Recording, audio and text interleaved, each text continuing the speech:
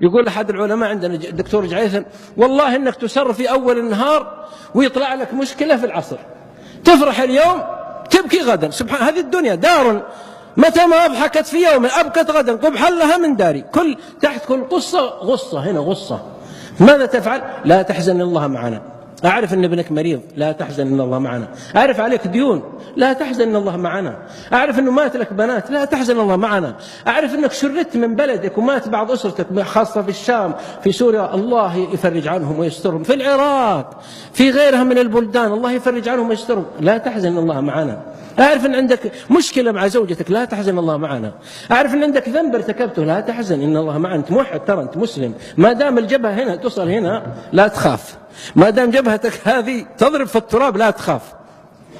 اسمع اللقطة، احفظها مني: بين مشكلتك والحل كما بين جبهتك والأرض. المشكلة بينها المسافة بين المشكلة والحل كما بين جبهتك هذه والأرض. كل الحلول للرسول صلى الله عليه وسلم أتت بالسجود، فاسجد واقترب.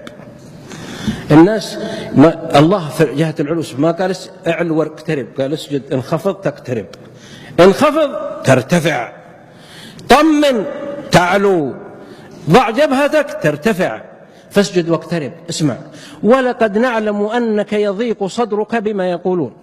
يقول علمنا أنه يضيق صدرك بما يقول الناس من الكلام، فسبح. وش العلاج؟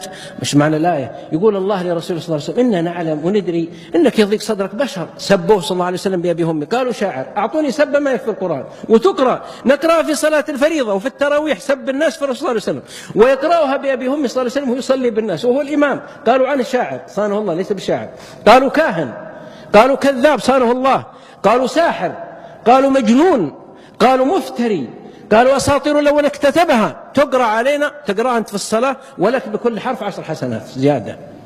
تقرأ أنت هذا الكلام لك بكل حرف 10 حسنات. ويسمع صلى الله عليه وسلم فيقول له ربه يعلم النفس وما أخفت ولقد نعلم أنك يضيق صدرك بما يقولون. طيب وش الحل؟ عارفين يضيق صدرك، الحل قال بننزل لك جنود، ننزل لك عسكر، من انتقم منه. لا، اسمع الحل: فسبح بحمد ربك وكن من الساجدين. سبح بحمد ربك وكن من الساجدين، هذا هو. واعبد ربك حتى يأتيك اليقين.